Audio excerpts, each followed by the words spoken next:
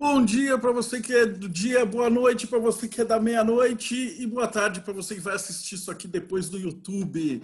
A gente está no Bate-Papo Mayhem. Então, como vocês sabiam, todo ano a gente fazia um simpósio de hermetismo, só que agora com o Covid a gente está cada um na sua casa, trancadinho, tentando se proteger e sobreviver ao apocalipse. E aí a gente decidiu fazer o simpósio virtual. E para isso a gente está conversando e convidando a galera que já tem tipo décadas e décadas de assunto.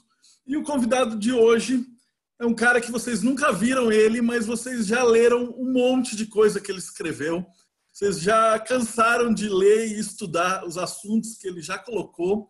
E hoje nós vamos finalmente bater um papo com o Óbito, um dos coordenadores do Morte Súbita e um dos caras que já está aí há uns 30, 40 anos nessa brincadeira e seguindo.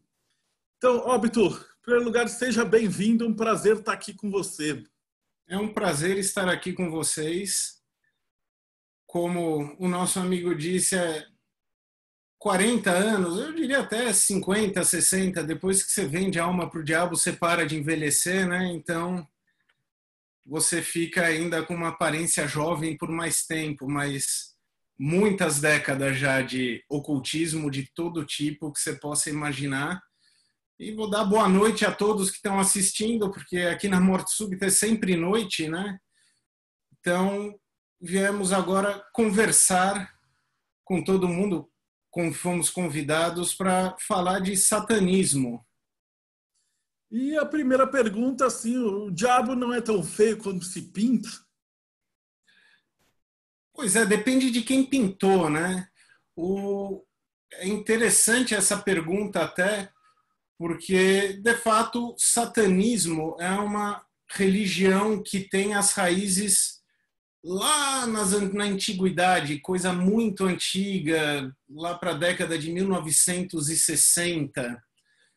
Só que o satanismo em si, ele remonta aos primórdios, né, da raça humana, vamos assim dizer, conversando com o Michael Aquino.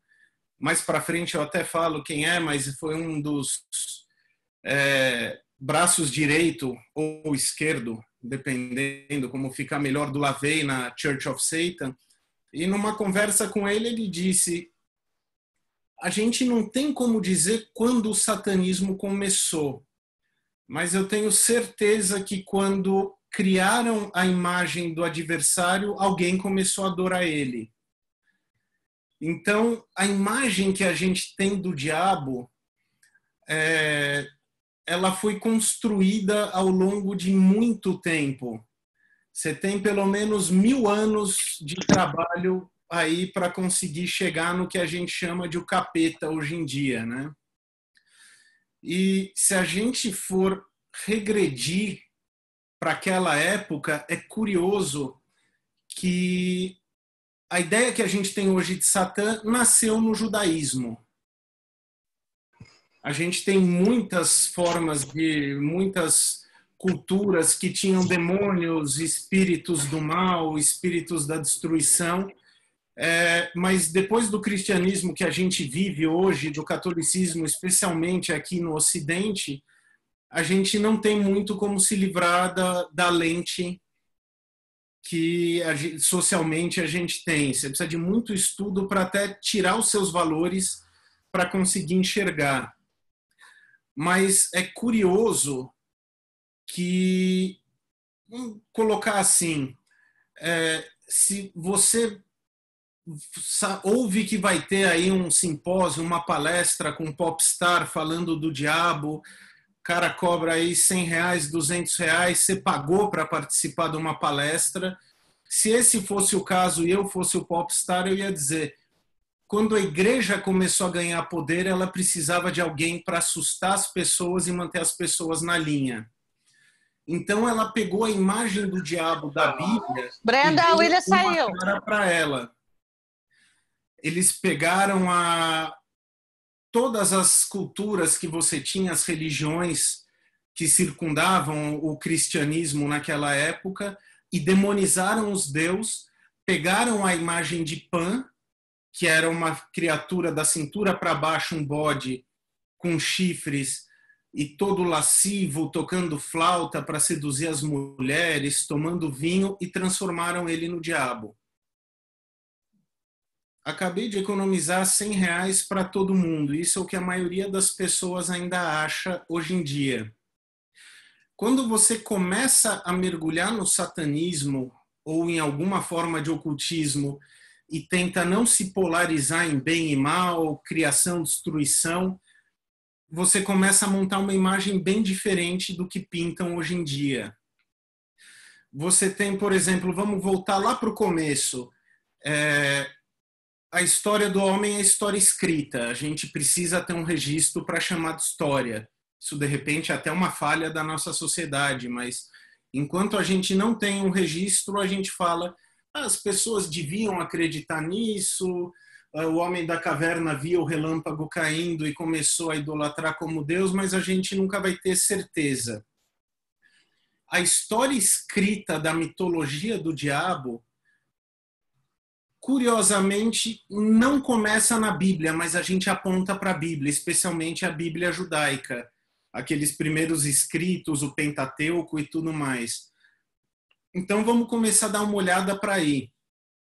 A cultura do povo judeu é uma cultura muito forte porque eles acreditam que são o povo escolhido de Deus.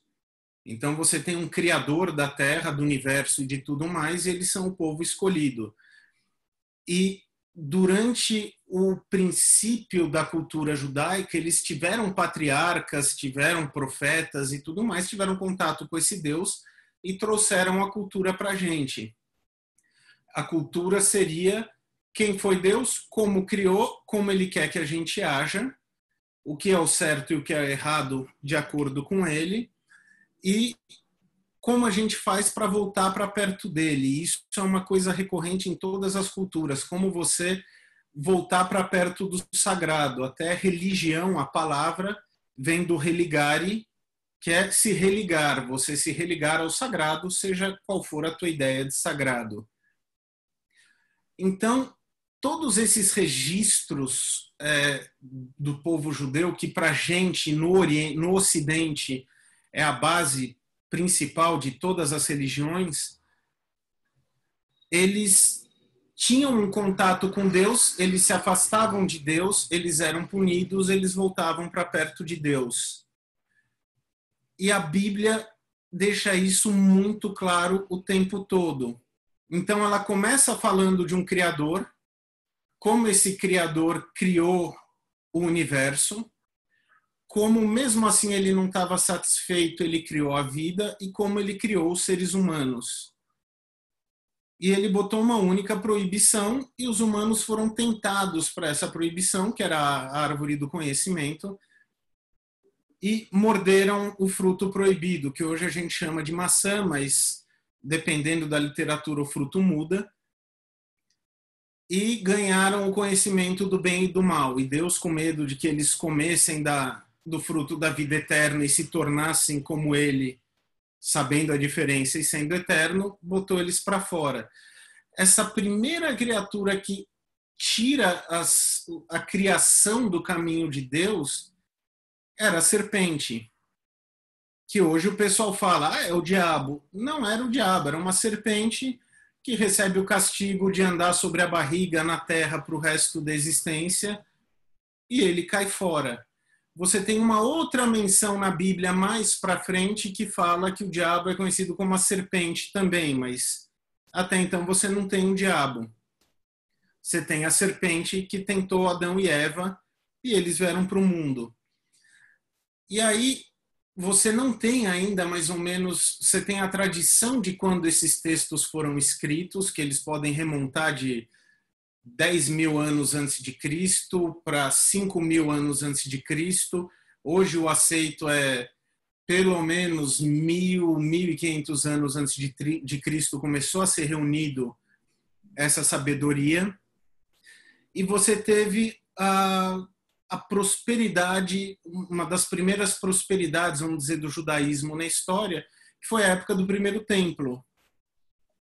Então você tem uma série de textos ainda do primeiro templo falando, putz, você pega Gênesis, você pega os primeiros 5 livros de Moisés, falando sobre a vida na Terra, e não tem o diabo nesses livros.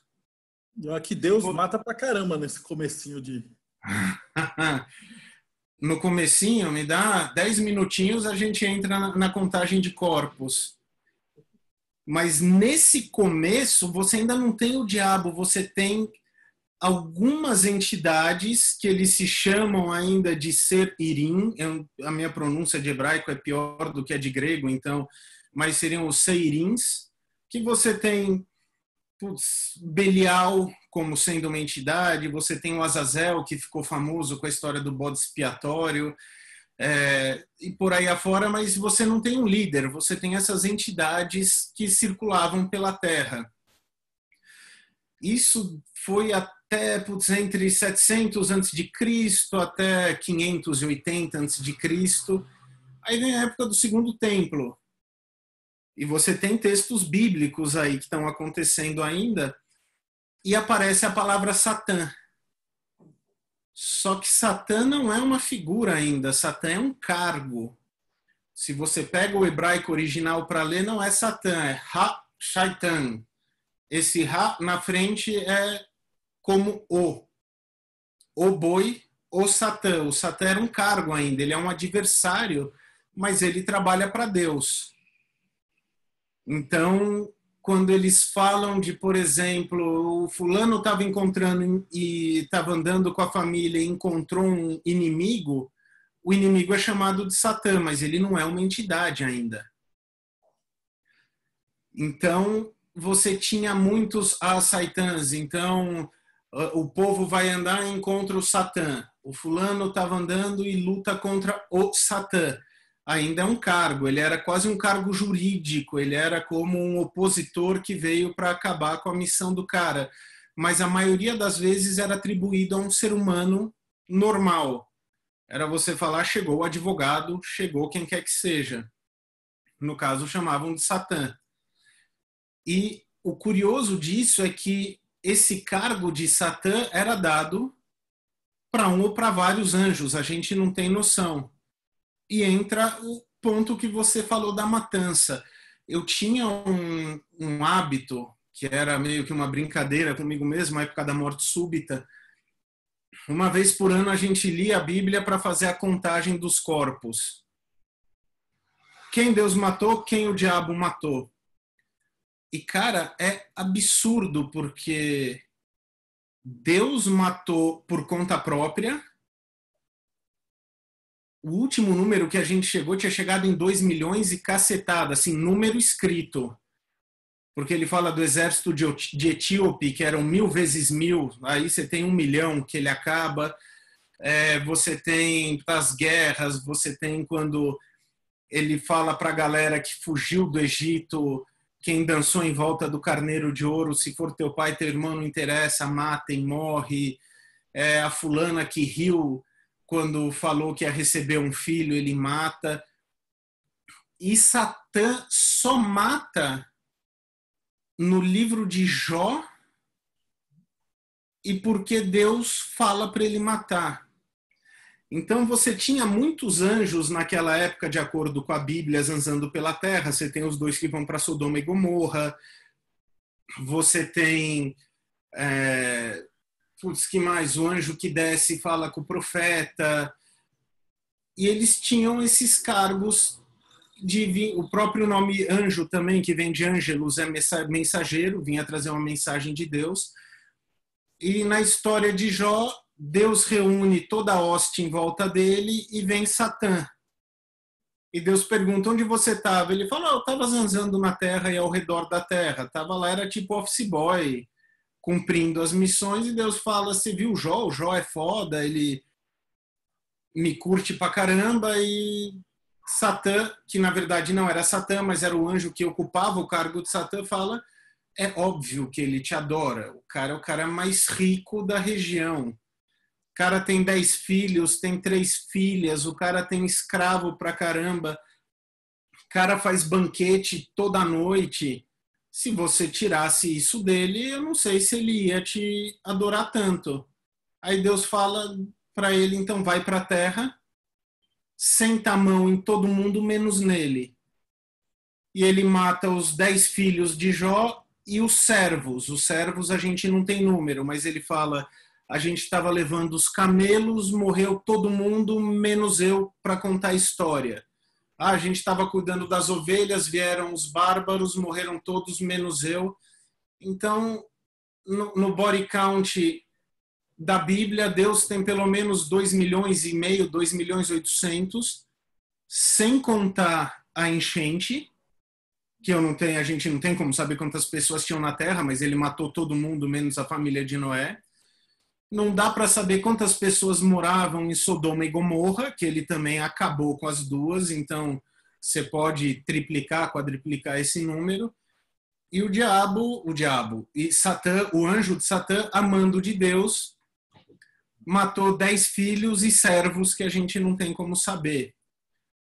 Mas esse Deus do Antigo Testamento, ele está mais próximo do diabo até do que o próximo diabo, né? O próprio diabo. Então você tinha isso do cargo. O nome até o próprio Satã deixa de ter o pronome, o na frente do nome, muito mais para frente. Isso daí já é 400 antes de Cristo, eles já começam a usar Satã como um nome, mas ainda está no cargo de inimigo. Então, até o ano 70 depois de Cristo, você não tinha uma imagem do diabo. As pessoas nem falavam tanto. Você tem Cristo falando do inferno, você tem o pessoal do Novo Testamento, acho que foi Marcos, que fala de Cristo debaixo da árvore sendo tentado pelo diabo, que curiosamente é uma releitura até da imagem de Buda, quando ele vai buscar a iluminação, que ele se senta embaixo da figueira e jejua, e aparece Mara, e por isso que muita gente fala que no budismo você tem Mara, no cristianismo você tem o diabo, mas é uma história que se repete. A gente até pode falar, porra, será que Cristo é uma cópia desses outros? Tem dia que eu acho que sim, tem dia que eu acho que deve ter um boteco onde todos esses messias solares se encontram para trocar uma ideia, e por isso que todo mundo sai com uma história mais ou menos parecida. Mas até então, o diabo, até o ano 0, vamos dizer, ele praticamente não existia. Você tinha pequenos demônios, você tinha espíritos. Na Grécia, você tinha o conceito de daemon, que era o demônio pessoal, que era mais uma fonte de inspiração do que alguém com o objetivo de ir lá encrancar a tua vida e tudo mais. Então, o diabo, até o século 0, não era muito pertinente. Depois do século 0, que começa a contagem do ano cristão, começa a acontecer um bando de coisa, mas o principal é o cristianismo começa a crescer. E o cristianismo começa a tomar vulto. E o cristianismo começa a incomodar. Então você começa a ter, vamos dizer, algumas imagens do tipo hierarquias de anjo com Paulo nas cartas dele. E Paulo fala, eu nunca falei com Jesus, eu nem encontrei com ele. Eu nem estou ouvindo isso de Deus, eu estou falando o que eu acho que é certo. Então você já tem humanos tentando classificar a coisa.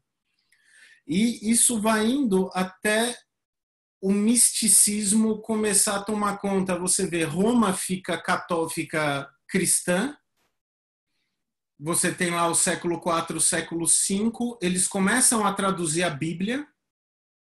Então, o que acontece? Aí é bem curioso, porque até então você tinha Shaitan, que era o inimigo. Você tinha termos que falavam dos espíritos, que era o inimigo, o acusador. quando eles começam a traduzir, por exemplo, quando foi traduzido para o grego os textos hebraicos, eles colocam o termo diabolos, que é o agressor. Então, daí você já tem o diabo, mas ainda assim é um cargo. Quando vai para o latim, você já começa com Lúcifer, você já começa com... você tinha lugares na época que era o Sheol, que era o pós-mundo da galera Hades, eles já traduzem como infernos. Então, toda essa imagem do diabo começa a ser formada como a gente tem hoje, mais ou menos nessa época. Século IV, século V, depois de Cristo. E a igreja, de fato, estava crescendo, a igreja, de fato, começou com um processo de absorver as crenças menores e traduzir para a cosmologia deles. É aí que a gente começa a ter uma ideia do que seria o paganismo, mas ainda assim a nossa ideia de paganismo hoje é muito romantizada. Você vê, você tinha Roma, era já uma capital, metrópole cosmopolita do que era o mundo para ser cosmopolita na época, que era aquele pedaço da Europa. Os caras eram o topo da tecnologia, da filosofia e tudo mais, e as pessoas que não participavam disso, então não podiam não ser consideradas civilizadas. O paganos era quem vivia no campo, fora da cidade, então era uma pessoa que estava longe da razão, longe da iluminação. Uma crença pagã era a mesma coisa que você dizer uma crença irracional na época. Então, quando eles começam a mexer com o paganismo e tentar doutrinar essa galera, porque a religião, enquanto é uma crença minha, é uma coisa mística. A religião, quando começa a ser uma coisa de 3 ou mais pessoas, começa a ser uma ferramenta política. Então, o pessoal na politização começa a jogar a crença para todo mundo e você começa a encontrar alguns detalhes incômodos. Se Deus é Deus único aqui, por que é que eu estou vindo lá do norte, supondo, essa conversa não aconteceu, mas lá tem Odin. Odin é uma fraude do inimigo. Quem é o inimigo? Você não tinha um inimigo ainda na época. Você tinha um monte de monges que iam para o deserto jejuar, fazer jejum, jejuar e tentar entrar em contato com Deus. E acontece, hoje essa quarentena é um exemplo até curioso para quem está seguindo, que é as pessoas parecem que não estão acostumadas ou não estão confortáveis em ficar sozinhas com a própria cabeça. Você vê que quando abrem um shopping, faz fila para a galera entrar, e cara, é um shopping. Quando libera a loja, você vai ver, de repente, o açougue que já estava entregando carne, tem uma fila gigante, porque o pessoal quer sair na rua. Essa chamada, essa coisa de eu não aguento mais ficar em casa, você imagina o cara que é para o deserto comer mel e gafanhoto, e começa com, cara, eu não estou bem, eu quero voltar, aqui está um saco, não sei o quê. E você começa a ter um bando de sentimento que quer te tirar desse caminho que você impôs. E ele falava que ele começava a ser tentado. Como Cristo foi tentado por Satã, pelo diabo, diabolos, você começa a ter o misticismo nascendo em cima de o diabo tentando as pessoas para tirar do caminho certo, o diabo querendo colocar o mal aonde só existe o bem. E isso tudo era uma manobra interessante, porque até, de fato, o século IV, V, você não tinha uma palavra inferno, ela foi criada na tradução.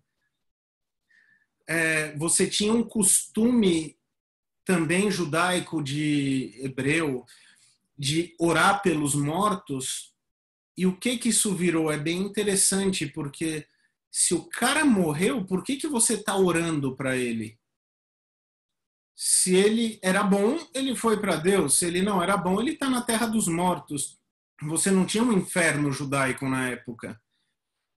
Então você orava para ele tentar enxergar a luz e sair. desse costume de oração para os mortos, você cria o que foi chamado de limbo. Porque a igreja, que já estava virando uma instituição religiosa, tinha perguntas do tipo, tá, se só quem foi batizado vai para o céu, e quem nasceu antes de Jesus e não foi batizado? Então eles falavam, de fato, a gente teve um monte de patriarcas, eles estão no limbo. E agora a gente vai rezar para Jesus descer, interceder por eles e levar de volta para o céu. Então você começa a criar essa história de limbo que mais para frente vira um purgatório, porque também a igreja não podia jogar um cara direto para o inferno, porque se o cara tá danado para o inferno, então para que eu vou dar ouvido para você? Eu já não tenho mais salvação mesmo. Então você tinha aquelas ameaças de ser excomungado, ser afastado da igreja, se você recebia uma maldição da igreja, a igreja católica, enquanto fonte de magia maravilhosa, amaldiçoava a pessoa, rogava praga, escrevia pergaminho com passagem bíblica para o cara comer com a comida dele e se curar de doenças. Era maravilhoso. Só que até então você ainda não tinha muito bem essa figura do diabo do opositor. Curiosamente, nessa mesma época, checando a colinha só para ver mesmo se pega, se eu não estou viajando, não estou, mas nessa primeira época pós ano zero, até mesmo na cultura rabínica, que você tinha a Mishnah, você tinha o Talmud, eles não atribuíam as coisas ruins para o diabo. Isso começa um pouco mais para frente, século III, século IV, aí parece que dá uma inversão. Antes, Deus tinha mandado o pai matar o filho, e quando a faca estava descendo, o anjo segura, para provar que a fé dele era forte. Você já começa uma cultura dizendo que o diabo tentou o pai matar o filho.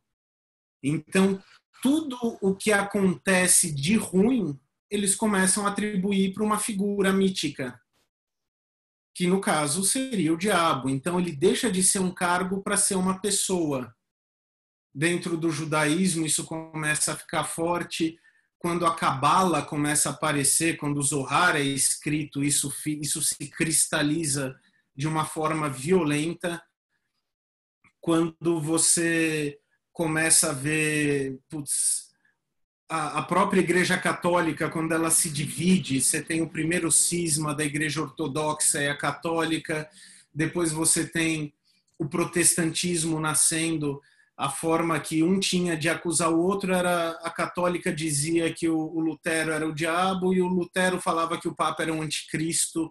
Então você já tem uma figura muito forte, mas até então você tem bestas surgindo. Você tem no Apocalipse de São João, que também era apócrifo até a Idade Média, você tem criaturas saindo do mar com chifres e coroas na cabeça, que quando você vai estudar qualquer forma de profecia e tudo mais, você topa com esses bichinhos de 7 coroas, 3 chifres, 5 diademas, 4 dentes, 5 rabos, que depois todo mundo interpreta 5 países, 2 governantes, aí cada um faz a própria matemática e chega onde quer.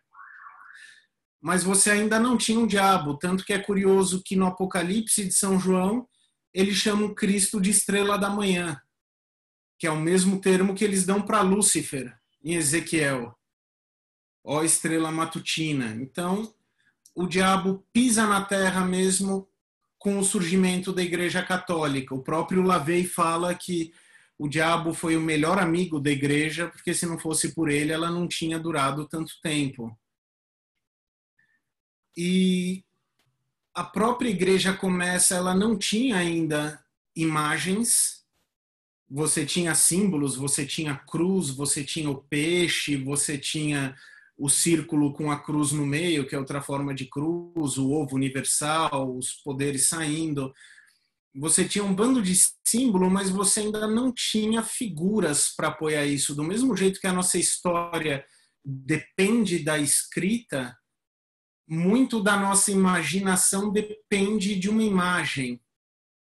Então a igreja começa a pintar Cristo, começa a pintar Deus, Deus aparecendo sempre distante. Você não tinha imagens de anjos ainda, porque a própria Bíblia é curiosa. Você tem anjos que têm cabeça de 4 animais, cada um com 4 asas, com língua de fogo e tudo mais acontecendo. E ao mesmo tempo você tem anjos que você não distingue de pessoas, que nem em Sodoma e Gomorra, por exemplo. Entraram 2 homens na cidade e o pessoal não sabia que era anjo. E a igreja começa a pintar isso. Então, no caso do anjo é curioso, porque o anjo, filosoficamente, ele não é nem homem nem mulher, não tem sexo, ele é pura energia, ele não tem forma, mas o pessoal tinha que pintar de alguma forma. Então, eles tentam pintar de forma andrógena, só que mesmo assim não sabe. Parece um homem, parece uma mulher. Então eles começam a pintar as cabeças de criança, que tecnicamente é uma criatura pura ainda, sabe? Não foi marcada pelo desejo, não foi marcada pelo pecado. Se não for batizada, vai para o limbo, mas não foi marcada pelo pecado. E os primeiros anjinhos são aqueles querubins, que é uma cabecinha de criança, aqueles corpinhos rechonchudos. Mais para frente, quando começa a fazer pinturas de Maria recebendo a visita do anjo e dizer que vai ser grávida, já é um anjo adulto e tudo mais, mas as imagens ainda começavam. E o diabo, como é que você vai pintar o diabo?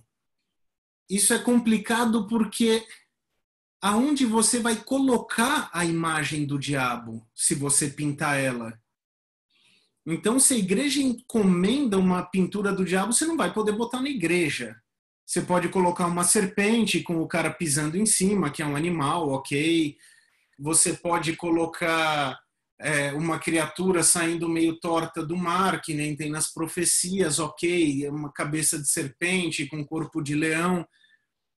Muitas igrejas medievais ainda têm muitas figuras de o que a gente chama de criaturas míticas, né? Desde o manticore, as criaturas com o pé gigante e tudo mais, ou sem cabeça.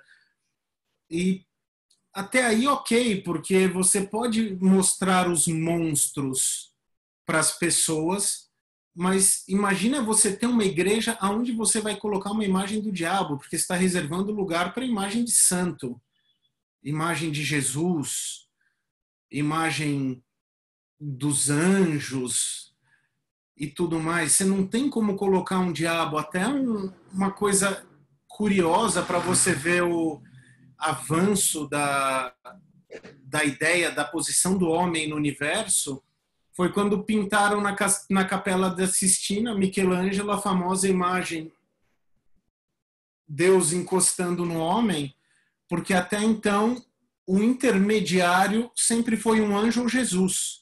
Deus falava com o anjo vinha falar com a gente. Jesus foi Deus encarnado, Jesus andava entre os homens.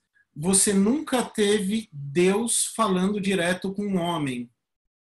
E isso estava lá na igreja. Você tinha outras figuras pagãs da política de vamos abraçar as religiões, que eram os homens verdes, aquelas bocarras com as folhas saindo.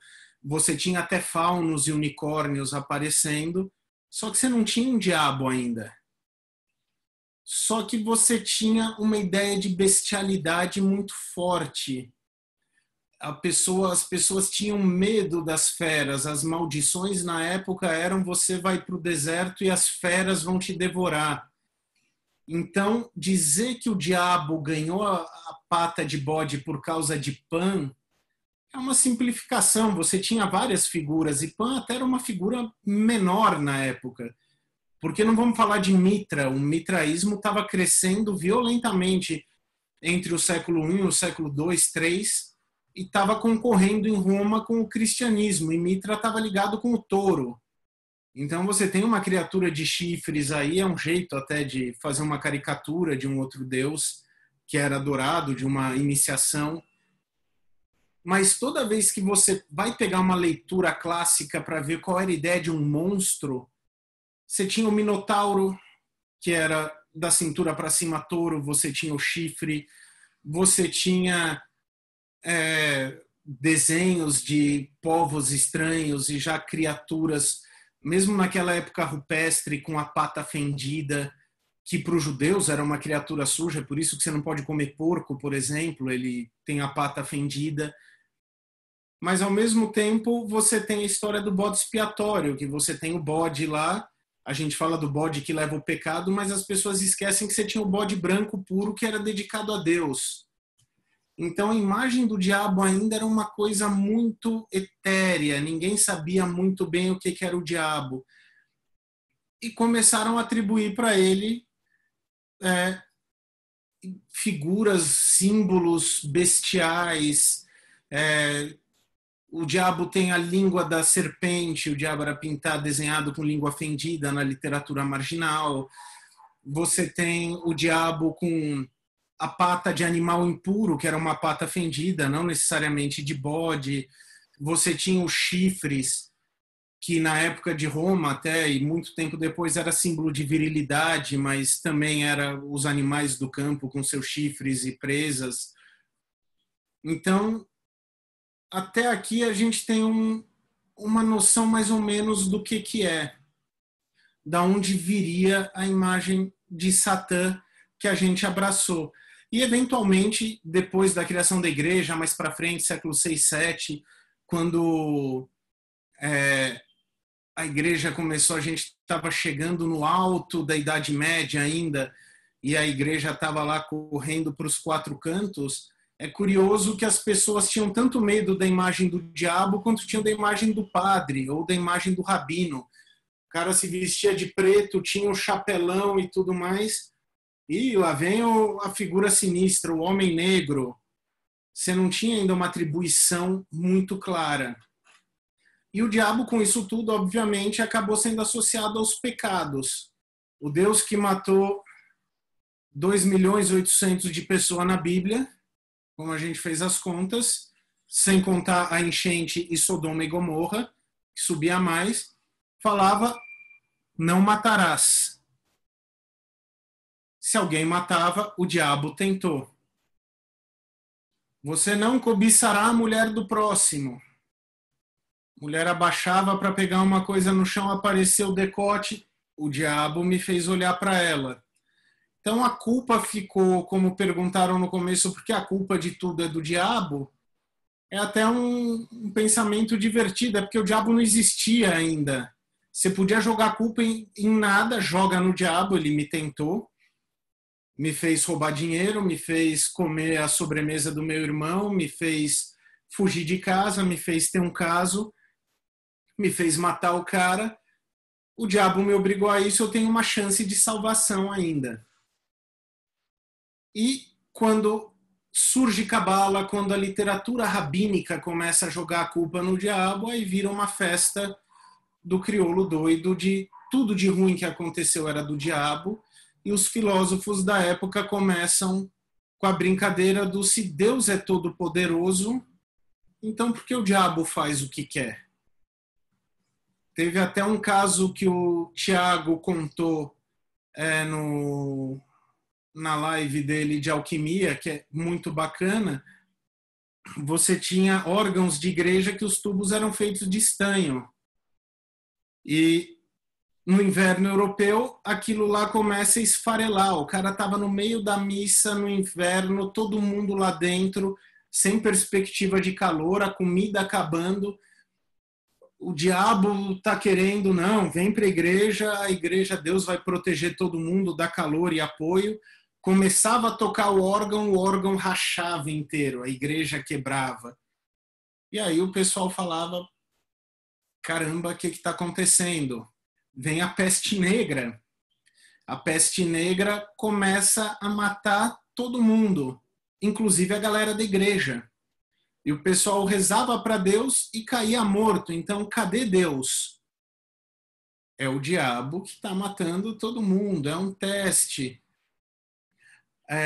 Começam a surgir os livros de magia, os grimórios, isso bem mais para frente, mas aí você já começa a desenhar a imagem dos demônios. Se você pega uma Goetia para ver, você tem figuras que são um sapo com chifres, você tem um passarinho com chicote na mão, você tem um bichinho cavalgando um rato de 3 cabeças, que era o que eles conseguiam imaginar de antinatural. E se demônios são antinaturais e o diabo é o pai dos demônios, nessa época começam a aparecer os livros de hierarquia. Eles já tinham falado da hierarquia angelical, todos os anjos seguem uma hierarquia, então o inferno deve ter a mesma coisa. E aí você começa a chegar nos príncipes coroados, quem são os cabeças do inferno. E começa a ideia dos chifres, as asas, mas mesmo assim ainda você não tem uma descrição histórica que diga origem, que você possa associar com essa imagem. Foi uma amálgama da criatividade do povo. E assim surgiu o diabo. Então, o diabo, se o povo pinta, ele é tão feio quanto dizem, porque eles estão pintando o que eles estão dizendo. Agora, se você para ver que, historicamente, o diabo era um cargo de um anjo de Deus e que se tornou um bode expiatório, o diabo, então, ele não é tão mal assim. Ele chega a ser um companheirão, que é uma ideia interessante do... O diabo, se ele representa tudo que tira a gente do caminho do bem, vamos dizer agora, o que ele ganha com isso? A gente olha o caminho do bem. O caminho do bem é um caminho imposto por uma fé que você pode ser apresentado desde criança, batizado, etc. e tudo mais. E eles te dão listas irreais de coisas para você seguir, que você vê que a própria galera da igreja não seguia e não segue até hoje. O segundo cisma, o protestantismo, quando surgiu, era porque os papas eram príncipes da Europa, eram herdeiros de famílias ricas que mapeavam a Europa e falava: esse país agora é do meu primo, que é bispo, esse daqui é do fulano, que ajudou a igreja. E os caras tinham amantes, os caras tinham filhos, os caras matavam. E eles eram papas. Então a própria igreja deixou de ser referência do caminho dela. Só que ao mesmo tempo ela cobrava: você tem que ser certo, você tem que evitar o teu impulso, você não pode deixar a tua raiva sair, você tem que baixar a cabeça, você tem que se conformar. Para a mulher ainda é pior, porque você tem que baixar a cabeça para o teu marido, seja o que seu marido seja. Então, eles te jogam tudo isso e você para pensar: cara, mas se eu não estou feliz com isso, porque eu tenho que continuar aqui? É o diabo falando com você. Então, o diabo é tão ruim assim, se ele está tentando primeiro colocar um pontinho aí, uma dúvida na cabeça, mesmo porque se a gente for parar para pensar que o diabo, no começo da Bíblia, deu o conhecimento para Adão e Eva,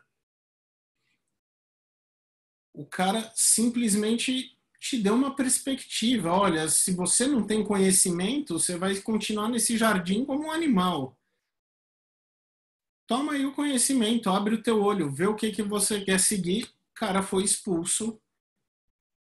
E, diz a lenda, a gente tem que trabalhar até hoje, todo dia, com o suor do rosto e o sangue saindo para ganhar o nosso pão por causa do conhecimento que a gente adquiriu. Eles fizeram uma base depois de 1200, quando sai o conto do Dante Alighieri, quando surge, né? Eu estava pesquisando para o livro de tarô, e as figuras do diabo do tarô, né, que só começaram a surgir em 1600, as primeiras foram destruídas, elas pegam da igreja, e eles faziam aqueles demonião, que eles tinham uma boca na barriga. Exato. Responde a tua pergunta, que era a tua colocação, que era onde que eles colocavam na igreja. Então, na saída da igreja, quando os caras já tinham passado pela missa, na última sala, quando eles estavam indo embora, eles faziam aqueles murais do inferno. Exato. Arrancado, torturado, comido. Então, era a última coisa. Então, primeiro você chegava na missa e falava: ou você me obedece, ou você me obedece. E aí, na saída, falou: então vocês vão passar por aquilo. E aí você tinha aquele demonião do diabo que a gente vê no tarô. que é aquela figura do monstrão e tal. Bichão sentado, boca aberta. Devorando. Eu não sei se eu posso colocar essa pergunta agora, mas é interessante. De onde surgiu a associação do diabo e enxofre? Eu lembro de ter lido que era o enxofre, eles faziam em rituais e ficava aquele cheiro, e aí os católicos falavam, aqui era do demônio. Você tem isso, ele pegou muito na alquimia, até o livro do Tiago, aquela outra palestra, fala disso, o primeiro processo da alquimia para você sair do mundano, você vai trabalhar o lado negro, você tinha um trabalho muito forte com enxofre. Agora, é uma coisa assim, imagina, o enxofre está muito ligado com fogo, com as regiões sulfurosas, ele tem um cheiro muito característico. Se você já viu uma mina de enxofre e passou perto, você não vai querer entrar lá dentro. Então, muita coisa que você tem dos elementos atribuídos ao diabo era a própria ideia do inferno, que era o Sheol, o Gehenna. Em algumas regiões eram os lugares onde o fogo queimava, eles jogavam os cadáveres lá dentro, era tipo um crematório aberto. Você tinha muita fumaça, você tinha muito enxofre, mas você vê que na própria Bíblia Jesus fala que o inferno é um lugar de ranger de dentes. Na própria Bíblia você tem um personagem que fala, eu estou sofrendo tanto que eu quero ir para o inferno para sofrer menos. Era um lugar de um mundo ainda, você não tinha essa ideia de um ambiente que queima eternamente com lagos de enxofre. Isso veio muito depois. E você tem, por exemplo, como eu digo, você não tem o primeiro registro do cara que inventou, mas eu já li muito. Você tinha um incensário na igreja, que vinha de outros costumes. Até hoje o Mosteiro de São Bento faz missa com incenso de fim de semana, os caras cantam canto gregoriano, é lindo. Você vai lá de sábado e domingo, é um show. E você tinha um incenso, o pessoal entrava na igreja balançando incenso, já tinha um cheiro forte aquela fumaceira. Dizem que aquilo era parte do ritual que eles absorveram do judaísmo, que você exalta a pessoa com fogo. Então, incenso, você tem alguma coisa ardendo lá, Deus pedia para você criar altares e queimar o sacrifício no fogo. Tem gente que fala, imagina como era uma época que não existia escova de dente e chuveiro, você juntar 300 pessoas dentro de uma casinha, sem desodorante, então você tinha um incenso, qualquer versão é válida, ou as duas, e você imagina o que era você queimar enxofre. O enxofre tinha esse cheiro muito forte, ele tem a fumaça amarela, você tinha rituais, porque, de novo, a maior parte do registro de rituais que a gente tem hoje, ele foi reescrito, reinterpretado, 80% é pós-século XIII. Então veio muito depois disso. Você tem muita associação de ritual que queimava determinados elementos. Eu estou pensando se não tem a ver com criação da pólvora e tudo mais, mas eu sei que você tem muitos rituais na época que queimavam enxofre. Incenso. O incenso não era esse bastãozinho que a gente tem hoje, era pó que você jogava. E eu imagino o que fosse você jogar o enxofre. O enxofre era conhecido já na época, as pessoas usavam enxofre dia a dia. A nossa ideia de purificar água jogando enxofre dentro, você tinha minas de enxofre natural, você queimar aquilo, vinha aquela fumaça que era ofensiva. Quando começou a alquimia, que as pessoas queimavam propositalmente para fazer o processo alquímico, elevação, chegar no próximo passo e tudo mais, você vê o enxofre ficou famoso, mas muitos alquimistas da época queimavam chumbo e vinha aquela fumaça preta, intoxicava os caras e os caras morriam, e ele era associado também com o demônio ou com outros demônios. Eu imagino que enxofre entrou marginalmente por aí. O Tamusalska estava colocando, na Bíblia satânica tem logo no início o símbolo do enxofre. O símbolo era usado pela Inquisição na entrada das aldeias para dizer, aqui há bruxas. Por isso lá veio os... Aí, aproveitando das bruxas, a Elisa estava perguntando como é que entra a mulher aí nessa relação com o diabo. Aí agora, na época medieval, já começa as bruxas.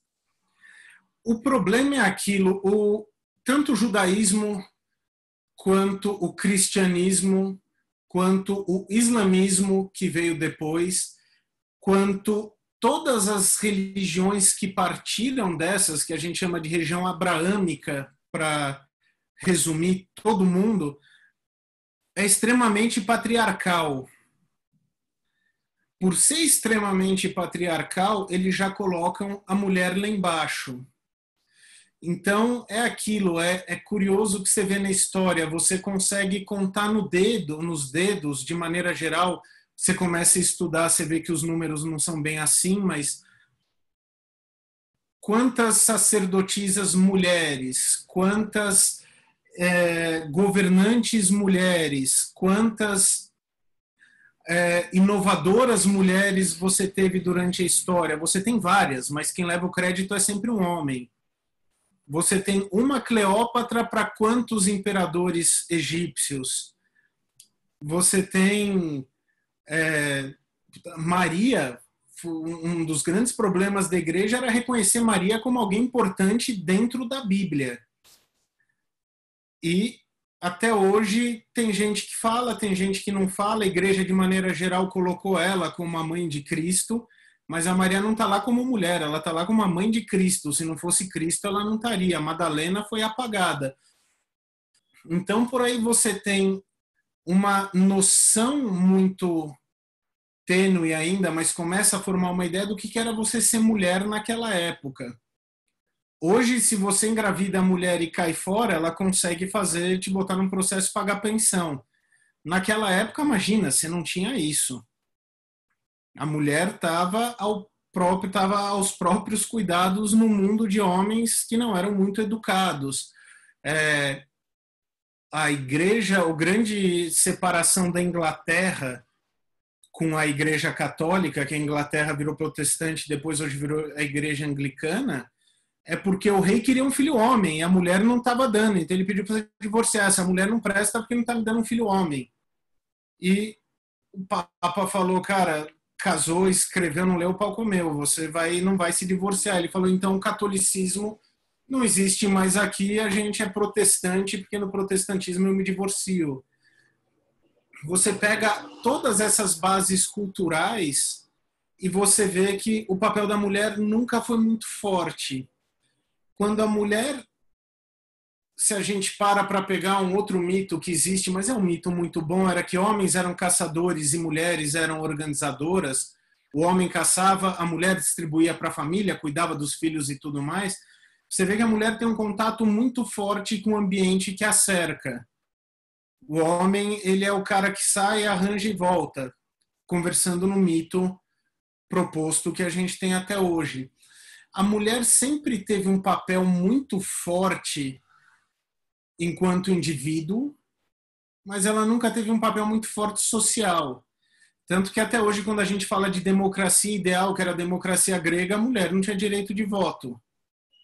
Mas as mulheres estavam lá e as mulheres faziam e realizavam. O ideal de beleza grega, romano era o ideal masculino. Você até tinha muito caso, é uma coisa que eu acho engraçado hoje, falarem de homossexualismo e tudo mais. Cara, na Roma era a coisa mais comum de todas. Os caras queriam se pegar, eles se pegavam, depois voltavam para casa e tinham esposas ou não, mas essa história sempre aconteceu.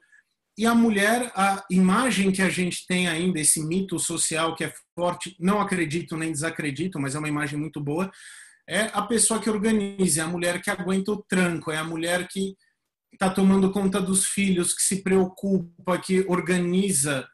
A gente fala casa, parece que está falando que a mulher é do lar, mas era muito maior, porque ela produzia. Você pega as receitas de antigamente, desde produção de cerveja, manteiga e tudo mais, era a mulher que estava lá fazendo isso tudo. Mas ela era calada socialmente. Como é que você cria uma barreira que para uma pessoa que realizava tanto de não ter expressão social quase nenhuma? Ela tinha uma função de tentar os homens puros também. Exato, e ainda tem isso, né? A mulher nessa parte, né? A mulher é agradável aos olhos, né? A mulher, ela tem uma inteligência muito afiada, ela muito perspicaz, obviamente não estou falando 100%, mas o feminino, quando você entra até no ocultismo, misticismo e tudo mais, ela é fluida, e você tem o homem lá que tem que ser o patriarca, por motivos sociais, por motivos religiosos, e de repente a mulher chega pro cara e fala: meu, isso que você está fazendo é cagada. Cala a boca, lá está escrito que você tem que me obedecer. Cara, mas você está fazendo errado, o que você está fazendo é besteira, isso daí não vai levar para nada. E você começa a opressão física, social e tudo mais de mulheres durante a história. A medicina nasceu praticamente com mulheres. Você tinha parteiras, antigamente você não tinha um cara fazendo parto. Você tinha umas parteiras. A vida de uma sociedade, de uma comunidade, vinha do conhecimento de uma mulher. E a medicina, na época, não era só jogar um lençol de água morna e falar empurra. Elas tinham conhecimento dos remédios, elas tinham conhecimento dos tratamentos, ela tinha conhecimento da psicologia. Elas criavam as crianças até achar que era hora de sair de casa.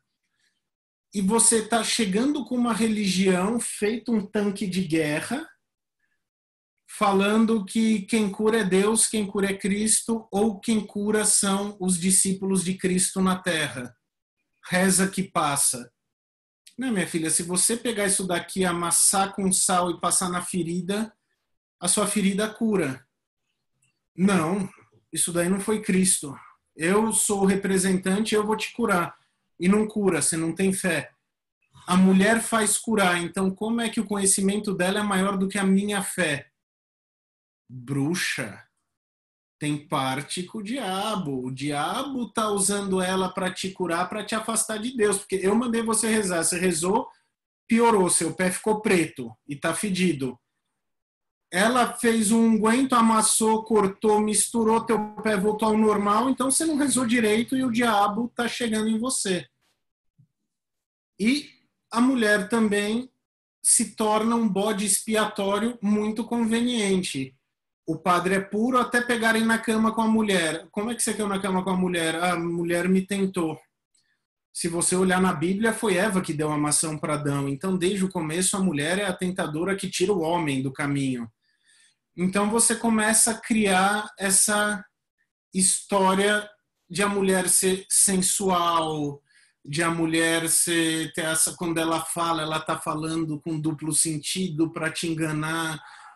Se a mulher está te propondo uma coisa é porque ela quer algo em troca.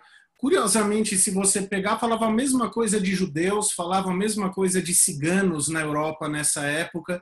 Todo mundo que a igreja não gostava ganhava esse título. Só que você não era casado com um judeu ou com um cigano, você era casado com uma mulher. Ou você andava na rua, você via a mulher. Então, ela sempre teve um estigma muito pesado dentro das religiões. Vídeo que até hoje a Igreja Católica imagina declarar uma mulher um bispo. Você não tem isso em religiões, você tem no protestantismo. Mas você começa a criar a ideia da mulher estar com o rabo preso com as trevas, das trevas é o diabo, então elas são bruxas. Você tinha toda uma comunidade que continuou trabalhando depois com a igreja, porque afinal o homem não vai se meter com mulher parindo, imagina, coisa horrível. Mas você tinha as mulheres que tomavam conta, faziam parto, que cuidavam da vida das pessoas, mas elas já não agiam mais tão abertamente. E, obviamente, você tinha bruxas lá no meio. Você tem religiões pagãs que nunca perderam a força. E quem sempre passava a cultura dentro da família era a mãe para o filho, a mãe para a filha. Só que você tem um caso numa sociedade em que, se o seu filho é homem, ele vai entrar para a igreja porque a igreja era virar advogado. Pior das hipóteses, você tinha casa, comida e roupa lavada lá dentro. A sua filha não tinha chance de entrar para a igreja. Então, você vai catequizar o teu filho para ser padre ou você vai catequizar o seu filho para entrar nos rituais do campo? você joga para a igreja. Você tinha uma rede de mulheres, de mães conversando com filhas e amigas conversando. Se o cara ia lá para o celeiro, transava com a vaca, depois voltava e transava com a menina, cara, imagina a infecção que a mulher pegava. Você tinha uma rede de autoajuda de mulheres para se prevenir disso. E, óbvio, você tinha religiões que aconteciam na época em que você fazia um unguento com cogumelos e ervas e tudo mais, passava na genital, sovaco, pulso, e você ia para um outro plano de existência. Isso acontece desde a época dos xamãs lá da Sibéria. Mas nesse caso ninguém se chamava de satanismo, né? Então existe aí um Não. passo entre a Idade Média e o que a gente vai chegar agora, que é o Lavey. Como é que ele Sim. evolui Isso desse é conceito? o ponto interessante é o que eu Até falei. Por favor. A pergunta é essa: como é que esse grupo amorfo, que obviamente não se declarava eu sou do opositor, porque ia ser degolado, pegar fogo, etc. Como é que esse grupo se organiza até a gente chegar numa religião que se declara, o cara bate no peito e fala eu sou satanista? É um ponto muito bacana esse, porque até então você não tinha uma figura do diabo, você tinha mais ou menos, você vê até o Dante, quando ele escreveu a Divina Comédia, o diabo estava enterrado de bunda para fora no fundo do poço. Então ainda assim era uma caricatura. Você tem todo esse paganismo que haviam rituais, não haviam rituais, alguns eram para entrar em contato com outras figuras ou não, mas até então a igreja te pintava como inimigo, mas você não era inimigo. A igreja queimava as pessoas, a igreja queimou mais cristão do que pagão, mas o termo era esse, pagão. Você era incivilizado, inculto, você era bárbaro. Você era menos do que um animal, porque você não tinha inteligência, não tinha cultura, não tinha eliminação, e escolhia não seguir Deus. Então você tinha isso tudo acontecendo, só que isso ainda não era satanismo. O que a gente pode começar a chamar de satanismo veio de uma época que já era seguro você tirar sarro da igreja, mas ainda não era organizado. Então você tem a Madame Lavoisin, eu acho que é essa a pronúncia, fazendo a primeira missa negra com um representante da igreja que descamba em sexo e tudo mais. Ela acabou sendo enforcada em 1860, pode ser, confirmo a data já já, mas ela fez a primeira missa negra que se tem registro na história, e foi um escândalo. Depois disso, você teve uma série, isso era século XVII para o século XVIII, você tem uma série de grupos que começam a aparecer, que são grupos luciferianos. Eles se identificavam como luciferianos, já para cutucar a igreja, mas partindo do princípio de que Lúcifer significa o portador da luz. Então, eles traziam a iluminação, o conhecimento. Um dos mais famosos até que surgiram na época era o Hellfire Club, o Clube do Fogo Infernal. Se alguém aí é leitor de quadrinho das antigas e gostava de X-Men, você tinha o Clube do Fogo do Inferno lá. Foi uma adaptação quadrinística dele, que era do Sir Francis Dashwood, que ele reunia a galera intelectual e literalmente tocava o puteiro. Então era mais uma coisa para questionar aquele princípio iluminista do a mente está melhor do que a fé, é melhor dois na mão do que um no sutiã, vamos encher a cara e não sei o que, é melhor pecar na terra do que não existir depois. Então era um culto que tinha rituais para agradar a galera, mas era mais um clube para a galera aí e se divertir feito louco. E aí no final do século XIX e começo do século XX, em paralelo a isso, estava rolando já na Europa, você teve um manifesto anterior, lá 1700, se eu não me engano, você teve o manifesto Rosa Cruz, você teve a alquimia aparecendo com tudo, você teve um misticismo começando a aparecer muito forte, e no final do século XIX e começo do século XX começam a aparecer ordens iniciáticas em todas as esquinas da Europa, Inglaterra, Alemanha e França principalmente. O pessoal passou anos procurando Rosa Cruz e não encontraram nenhum. O pessoal procurava os mestres que vinham na forma etérea e não encontravam. Então começam a aparecer ordens que falam: eu tenho conhecimento que os Rosa Cruz me passaram. Tanto que a primeira ordem Rosa Cruz foi fundada muito tempo depois dos manifestos. E nessa época você tem a Blavatsky fundando a Teosofia, tinha a revista Lúcifer com essa ideia de levar a iluminação. Você tem o Crowley, famoso pra caramba, que se autodenominou a Grande Besta 666, mas ainda no simbolismo de que a Grande Besta era uma representação do Sol, então ele era uma manifestação solar, como Jesus, Deus ou qualquer outra divindade. Ele pregava o Faça o que tu queres, que saiu de um livro antes, que era a Abadia de Telema, Pantagruel e Gargantua. Você tinha muitas ordens que começaram a surgir e começaram a descambar meio pro você não precisa ser tão direitinho.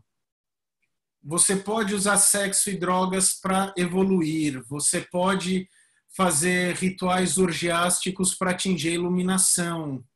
Você não precisa ser castrado. Você pode transar com pessoas do mesmo sexo para atingir tal propósito. Então começaram a surgir a galera do mal, vamos assim dizer. O Crowley ganhou fama internacional, o maior mago do mundo, e você tem o Fernando Pessoa corrigindo os mapas astrais que ele fazia. É bem curioso isso. Mas a magia estava surgindo, você tem o Sper criando a magia do caos a partir de uma iniciação sexual que ele teve com uma velha bruxa. A partir daí você tem a galera falando: eu não preciso mais pertencer a uma tradição, eu posso criar minha própria tradição, eu não preciso mais entender de grego, hebraico e hieróglifos egípcios, eu posso inventar o meu alfabeto e ele vai ter o mesmo poder. Você tem maçonaria pipocando ordens secretas que todo mundo fazia parte, você tem os Rosa Cruz aparecendo, e isso começa a vazar para os Estados Unidos com força. Você tem o paganismo aparecendo, o Margaret Murray com o Witchcraft. Como é que era? The Witchcraft in Eastern Europe. Eu acho que pode ser esse o título. Mas ela começando a catalogar cultos pagãos que provavelmente existiram, e aí ela se junta com o Gardner, e o Gardner cria o que ficou conhecido como Wicca, e eles falam de um deus chifrudo, que era Kernutus, que era o amante da grande deusa, só que até aí não tem diabo ainda. Ou é uma relação mística com o Sol, ou é uma relação mística com 666 do livro do Apocalipse, que eu transformei numa conta matemática que deu um nome, que nem Napoleão, por exemplo. Você tem o pessoal falando que adora deuses com chifres, mas esses deuses são representações dos animais que vêm com as estações. E você vai chegando perto da Primeira Guerra, termina a Segunda Guerra, e você chega em 1950, e você ainda não tem uma religião que adora o diabo, que adora Satã. Só que você tem esse figurinha nos Estados Unidos, que era o LaVey. E o LaVey é tão sensacional que ele começou a carreira pública dele em show de crianças, levando o leopardo para passear no supermercado. O Morbitus Vívidos mostrava esses vídeos pra gente nas reuniões da Morte Súbita, era maravilhoso. Cabeludinho ainda, barbinha.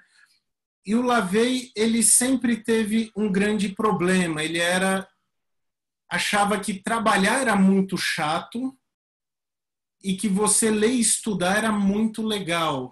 E junto com isso ele achava que as pessoas eram muito chatas. Se a gente tem satanistas modernos que estão começando a jornada agora, vão começar a ficar com raiva, porque uma coisa interessante do LaVey era ele se vendia muito bem e ele conhecia as pessoas certas. Depois, chutar o LaVey e começar a falar ele não era isso, ele não era aquilo, virou carne de vaca. A filha dele fez isso quando abriu o First Church of Satan. Depois, o namorado da primeira filha que abriu o Templo do Lobisomem. E aí todo mundo começou a desconstruir o LaVey. Mas o LaVey era um cara foda. Ele teve várias experiências, se foram inventadas ou não, não vem ao caso. O divertido da magia é aquilo, quando você fala uma coisa hoje e o passado muda para comportar aquilo que você está falando hoje. Então ele fala que ele viu filmes de campos de concentração e de rituais nazistas, ele fala que a avó dele era cigana, ele fala que ele tinha contato com ocultistas e aquilo tudo foi crescendo dentro dele. Ele trabalhou como fotógrafo para a polícia, para fugir da guerra. Ele, quando terminou isso, começou a pensar o que eu vou fazer, começou a dar palestras de ocultismo. E aí as pessoas curtiam, era mais ou menos exatamente isso que a gente está fazendo aqui na internet, só que sem internet. Ele escrevia, ele lia, ele ainda tinha um emprego dele, mas ele começou a dar festas e reunia a galera interessante de Hollywood, tinha galera de Hollywood, mas o maior pessoal da costa onde ele vivia, Los Angeles, Califórnia, e a galera curtia, porque imagina, a Segunda Guerra Mundial tinha acabado, 45, você estava no meio de uma guerra do Vietnã, mas o país estava prosperando pra caramba, sempre que tem guerra os Estados Unidos prospera, você teve aquela geração dos baby boomers, você tem um bando de gente procurando coisa nova para acontecer, e o LaVey está lá no meio.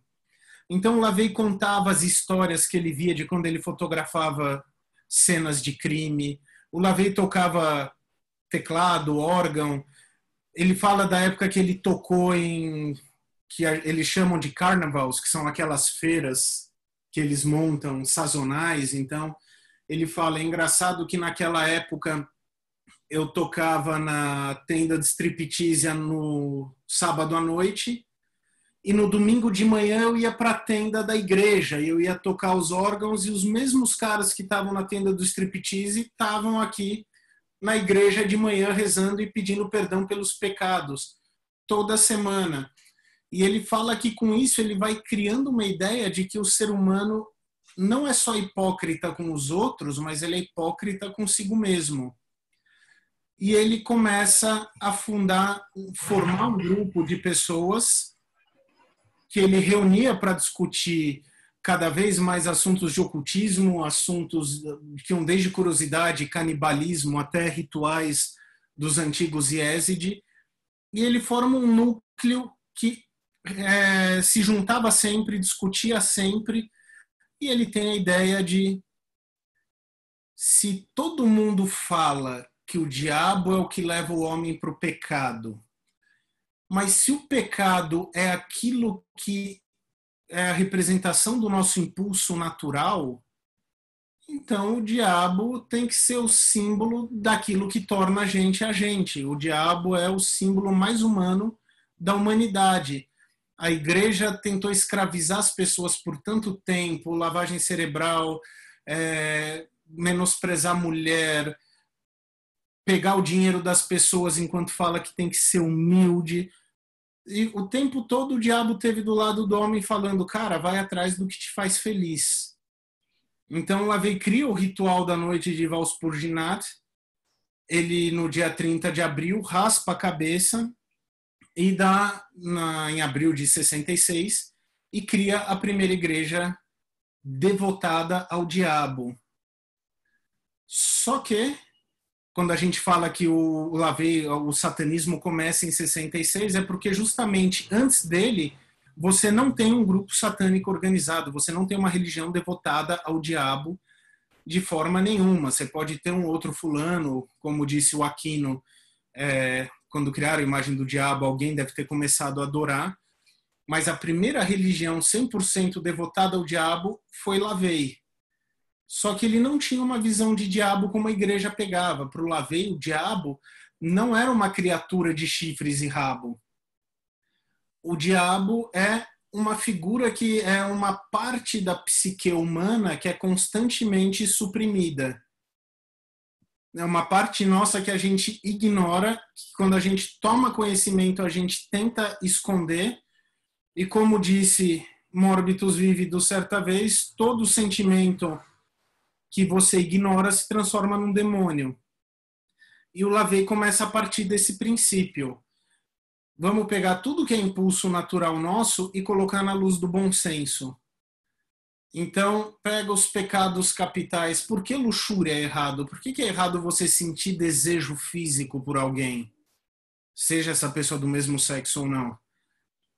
A gula, cara, por que é errado você querer comer uma coisa que você gosta? Sabe, raiva, por que é errado você sentir raiva se alguém tira vantagem de você ou se alguém te agride? Cara, isso não é errado, isso é natural. Então, Lavey começa a tratar Satã como um arquétipo. Não é bem um ditado, mas tem uma galera que diz, eu acho bem interessante, que fala que a psique humana recebeu 3 chutes no saco ao longo da história. O primeiro foi quando Copérnico mostrou que a Terra não estava no centro do universo, que o universo não girava ao nosso redor, a gente era uma pedra em torno de uma estrela que girava, então a gente estava no meio de todo mundo, a gente não era o centro de nada. O outro foi quando veio Darwin e disse que a gente não foi criado bonito e cheiroso como somos hoje, somos resultado de um processo evolutivo como todos os animais e vegetais que existem. A gente, então, não foi uma criação especial de uma hora para outra, a gente levou séculos, milênios e milênios de milênios para chegar no que somos hoje. E o terceiro foi quando Freud mostrou que a parte da nossa mente que a gente acha que é importante, que a gente chama de eu, na verdade é a intersecção de 2 partes muito maiores que a gente não tem controle. Então, o que a gente chama de ego, o que eu falo sou eu, na verdade é uma parte menor e subproduto de outras que a gente não tem nem como controlar. E eu diria que o 4º maior chute no saco da psique humana foi Lavey ter criado uma religião que fala é ok ser um animal. Copérnico falou que a gente não está no centro de nada, Darwin falou que a gente não foi criado por Deus, pronto como está. Obviamente, se a gente entrar em misticismo e tudo mais, a gente pode citar um programa que vai evoluindo, mas a gente não surgiu como os padres da Idade Média, dotados de razão especialmente. A nossa razão e a nossa inteligência é uma parte menor de uma bagunça que a gente nunca vai controlar. E o Lavey foi o cara que chegou e disse, gente, tá tudo jóia ser assim, não precisa se preocupar. Porque uma coisa interessante da ciência é que por mais que a gente fale de id, superego e ego, que a gente fale não existe Deus, somos todos poeira das estrelas, a gente ainda sempre bota o nosso intelecto como um diferencial. Lavey falava, cara, não existe diferença entre um homem e outros animais. E uma coisa, quando você começa, a gente começou a estudar satanismo, a gente discutia muito isso nos anos 90, você começa a ler sobre animais e você fala, cara, pior é que é verdade.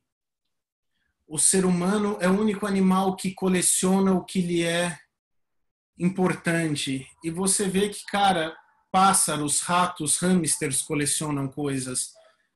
Animais fazem conta, pro bem e pro mal. Você tem animais que fazem campos de estupro, você tem o leão marinho que abusa de pinguim, sabe? Isso acontece com humanos também. Você tem formigas que criam fazendas de pulgão para ordenhar pulgão, do mesmo jeito que o fazendeiro está lá, a formiga está ordenhando um pulgão. Você vê que o que torna o homem diferente dos animais não é aquilo que a gente sempre falou. E no caso do Lavey, ele coloca essa vontade, essa rebeldia, essa coisa de ser além do animal que a gente é. E aí entra Satã.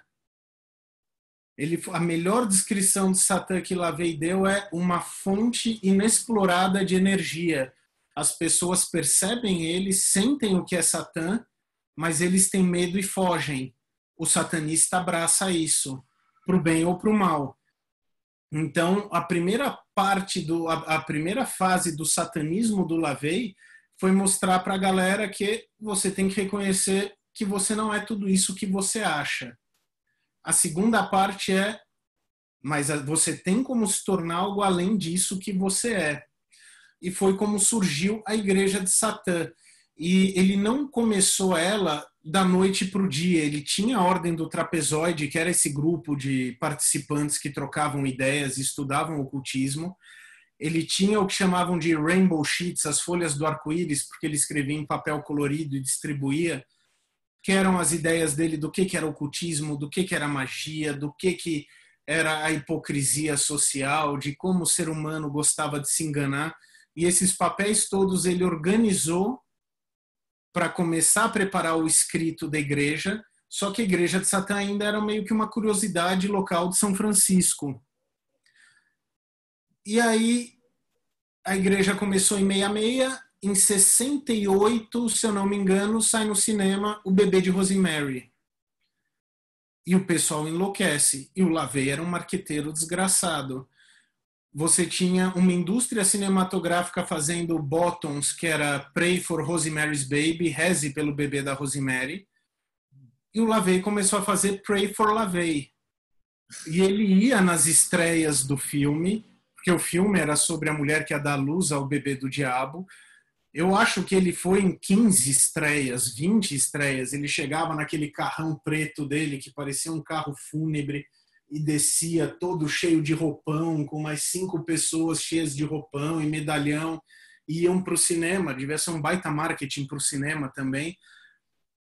E aí a coisa começou a ficar nacional. Em 68 saiu o Bebê de Rosemary, em 69 o LaVey junta o Rainbow Sheets e faz a Bíblia Satânica. E aquilo arregaçou de vender. E de repente você tinha satanismo sendo discutido em universidade, você não precisava mais ter contato com a igreja. Você tinha a galera discutindo satanismo no rádio, você tinha uma Bíblia satânica na mão, que ele nunca disse que foi escrita pelo diabo, era escrita dele, com todas as premissas extremamente humanistas. Cara, você tem defeitos, reconheça os seus defeitos. Você achar que não tem, é a tua primeira falha, vão ser os primeiros demônios. Se a magia existe ou não existe, não interessa. A natureza aceita ela e na mente humana ela funciona. Então, trabalha na mente humana. Você só é aquela história do você só está os grandes só são grandes porque você está de joelhos. Fica de pé. Um ano depois da Bíblia Satânica, ele soltou Rituais Satânicos, que era um livro de vários rituais, com uma prévia de cada cultura. Então ele fala de rituais dos Yezid, ele fala rituais da Alemanha nazista, ele fala de rituais Lovecraftianos. E o tempo todo ele deixa claro, isso tudo são psicodramas. Isso daqui você vai usar para colocar sua mente num estado de magia para ir causar mudança. Quando você chama Cthulhu, não é que Cthulhu exista na vida real, mas você está chamando a formas, energias, e você vai causar uma mudança em si que vai causar mudança nos outros. Então, esse foi a primeira fase do satanismo, a primeira igreja satânica. E isso já chega no Brasil? Quando é que isso vem para cá? Isso vem para cá depois de 27 anos. Em 70... Tem coisa antes. Tem, mas não muita. O LaVey, em 70, escreve o Rituais Satânicos. A igreja começa a crescer e se estruturar e ficar forte. Você já tem umas figuras interessantes lá dentro, que nem o Aquino, que foi o que disse aquilo sobre o diabo. Desde o começo alguém deve estar adorando ele. Você tinha a Lilith Sinclair, você tinha... A igreja estava tão grande que ela já estava criando grotos. Então, ela estava em São Francisco, você tinha um groto em Nova York, ela passava toda a administração, você tinha um groto em tal lugar. A igreja estava pipocando pelo país todo. Só que em 75 tem uma briga do LaVey com a galera de dentro. Também existem 15 versões das histórias, eu posso contar 16, mas vamos seguir a linha de raciocínio. e o Aquino cai fora e cria o Templo de Sete. Até então, o LaVey trabalhava Satã como um arquétipo humano. Ele pega a imagem dos 4 príncipes coroados, que era Satã, Belial, Leviatã e Lúcifer, atribui cada um a uma, vamos dizer, uma forma de energia que você pode associar a Satã é o fogo, Lúcifer é o ar e o intelecto, Belial é a terra e a manifestação física, e Leviatã é o líquido e os sentimentos, mas eram todas formas de você trabalhar sua mente. O Aquino acreditava que Satã era uma figura real, e ele traça Satã até Sete, no Egito, e cria o Templo de Sete. E daí ele começa a criar o Templo do Vampiro, começa a criar vários outros projetos e toma vida própria. Então você tinha um satanismo ateísta com LaVey, você tinha um satanismo teísta com o Aquino, e você começa a ter outros templos que se separaram da igreja do LaVey, ou que começaram a surgir, que começam a trabalhar com as ideias de diferentes visões do diabo. Então você começa a ter pessoas que falam que o diabo na verdade é Lúcifer, não Satã. Você tem pessoas que falam que o diabo está ligado com Melectaus dos Iéside, o deus pavão. E você começa a ter daquela semente do LaVey vários satanismos surgindo. E com isso o satanismo cresceu, vem junto o medo. Você teve a explosão do medo satânico nos anos 80. Saiu um livro, Michelle Remembers, que uma menina contava que um dia começou a ter lembranças do passado quando ela era criança e foi criada por satanistas, onde ela era abusada, estuprada, deixavam ela sem comida por 5 dias e obrigavam ela a comer as próprias fezes para se alimentar, fazer ela matar outras crianças, carne humana, a baixaria toda. E esse livro arrebentou. E, de repente, um bando de gente começou a se lembrar de ter sofrido abuso satânico. Então, nos anos 80, o satanismo estava florescendo, mas ele se esconde. Porque o FBI começa a investigar, e uma coisa que todo mundo, os satanistas, a gente fala você não tem um caso que foi comprovado. Claro, é que nem o Léo Taxil desceu o cacete na maçonaria no começo do século, falando Exato. que e o bode, e um monte de lorota e um monte de merda, e nunca provou nada, que o cara inventou, patrocinado pela igreja. Inclusive, eu não sei se nesse caso teve aí o dedo da igreja, provavelmente. Teve. Todo mundo que bota o diabo em algum lugar, quem está gritando ou quer muita atenção, ou tem um dedinho da igreja lá fazendo cosquinha. Mas esse caso do medo... o Satã virou depois que você vê, levantaram que não tinha nenhuma ligação com nenhum grupo satânico. As pessoas começaram a se lembrar então que elas foram abusadas pelo Michael Jackson, deixaram Satã em paz, abraçaram o Michael Jackson e seguiram em frente. Mas então, nos anos 80, o satanismo acabou ficando meio que na boa, porque até então podia falar, a igreja inventou. E de repente você tinha no jornal falando o satanista acusado de violentar crianças. Então começou a ficar uma coisa muito pesada. E chega nos anos 90 e você tem um revival do satanismo. Eu ainda ligo com a música, é muito curioso.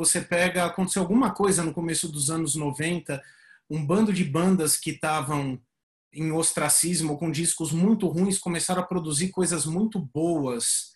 Você tinha o AC/DC produzindo Razor's Edge, você teve o Judas produzindo Painkiller, o Kiss apareceu, o rock voltou com uma força que ele não tinha desde os anos 70, e no meio disso tudo você tem uma galera nova aparecendo, que nem Nine Inch Nails e o Marilyn Manson.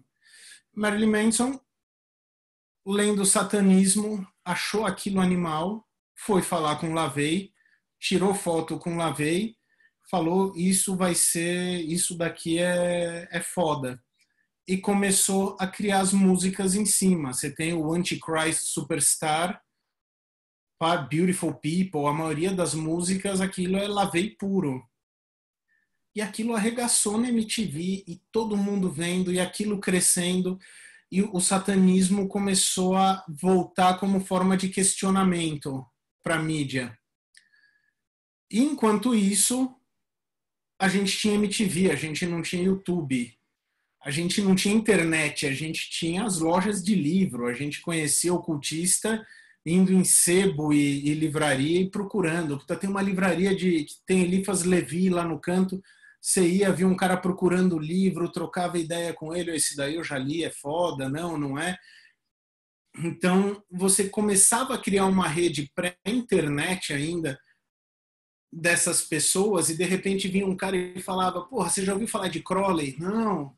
Então procura o livro, passava Xerox, né? Você não tinha e-mail. O cara te mandava uma Xerox lá, tinha armários de Xerox de livro. Puta, você já viu o Lovecraft? O Lovecraft é satanista, ele escreve sobre o demônio. Fala, puta, que animal! E você ia atrás de Lovecraft e via que era outra coisa.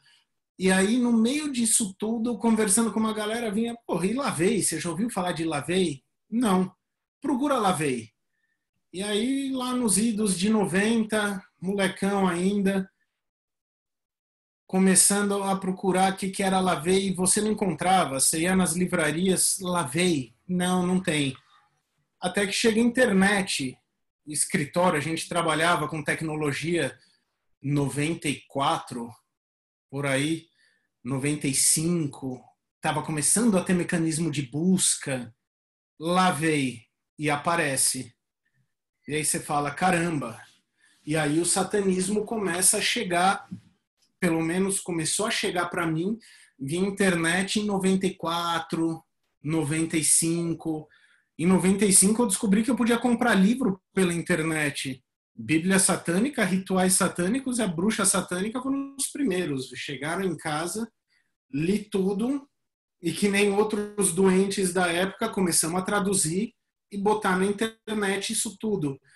E aí quando você está jogando na internet, o pessoal está começando a ter e-mail, surgem as listas de bate-papo e de repente, nossa, você viu que no Rio de Janeiro tem uma igreja de Lúcifer?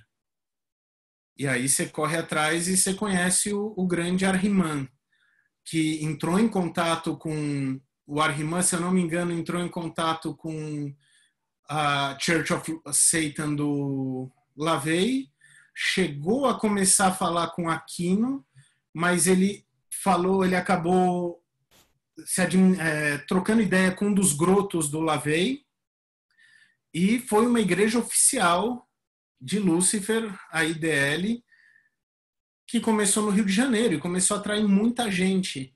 E a galera toda que ia já começava a ter ideia, já sabia que era Lavey, já sabia que era Crowley, o cara já falava do ritual do Lovecraft, e aquela igreja começou a crescer. Só que, de novo, no Brasil a coisa começou a crescer e, de repente, começou a ficar estranha, começou a ter muita briga dentro, pessoal achando que era dono da razão, o pessoal não achando que era dono da razão, um brigando com o outro, então vou jogar um feitiço, e começava a guerra de macumba dentro da igreja e não sei o quê, e ela parou. E nesse mesmo tempo que ela parou, começaram a aparecer outros grupos. A Morte Súbita já estava aí com 4 anos. Ela começa a aparecer o Groto de Baal, começa a aparecer a FTS, que eram pessoas que tinham feito parte dessas igrejas e falaram, vamos fazer um grupinho menor aqui nosso e começar e continuar seguindo o satanismo como a gente acha que é, vamos deixar o ego de lado e continuar o trabalho. Nessa mesma época, teve uma galera muito brava porque falava, cara, o diabo existe, o diabo sempre existiu. Como é que a única igreja satânica fala que o diabo não existe? E aí começam a aparecer os grupos de satanismo tradicional. A Order of Nine Angles, a Ordo Templi Saturni, que mais agora? Enfim, que eram pessoas ligadas a um suposto satanismo tradicional, que diziam que tinham uma tradição oral que vinha de trocentos anos atrás e que vieram a público agora. Eles apareceram em 2000 e era um satanismo que dizia você pode matar uma pessoa em legítima defesa. Para você ser foda, vai pelado no meio do mato, passa a noite, mata um bicho com a própria mão e come ele. Porque aí você está autossuficiente. Foram igrejas... O da ONA que o pessoal distribuía no Orkut. Exato. Lançaram o Black Book of Satan, que tinham aquelas partituras. Aí o pessoal tinha que fazer se devotar e fazer o pacto. Exato. E nessa época, o Brasil sempre teve um satanismo marginal muito curioso. Você tinha o livro verde do satanismo, que o Babu escreveu nos anos 80, que era o que chamava de satanismo de prisão, mas tinha muito a ver com São Cipriano. Era, ó Lúcifer, eu prometo fazer todo o mal possível e desgraçar minha vida em teu nome, e mata o gato para ficar invisível. Era um São Cipriano com um temperinho satânico. Se eu não me engano, foi a Planeta que soltou essa publicação. Pode ser. Não lembro agora, mas final dos anos 80. Então, você tinha sempre alguma coisa acontecendo. E no Brasil, a gente começou a se formar, os primeiros grupos mesmo, vieram com a internet. E aí começaram a aparecer o satanismo tradicional, a ONA. E nesse tempo já tinham brigas dentro da igreja do Lavey, e o Lavey, a filha dele já saiu e formou First Church of Satan, e aí começou com Igreja Satânica Evangélica, que a galera ia na rua dar sopa para os pobres e pregar o satanismo. Você tinha os televangelistas satânicos que eram: mandem dinheiro, vou construir um templo de prazeres para todos. E o satanismo... E o satanismo acabou saindo do trilho por aí. E aí, nessa época, em 2004, essas sementes, assim, que já tinham participantes da Morte Súbita, que participavam desses grupos underground, resolveram abrir as portas do Templo de Satã. Então, em 2004, o Templo de Satã abriu as portas aqui no Brasil. A gente teve contato com vários membros, mas depois de um tempo, como todo grupo satânico, voltou para o subterrâneo de novo. Aqui no Brasil a gente não tem muita chance de abrir um templo satânico, tipo com a...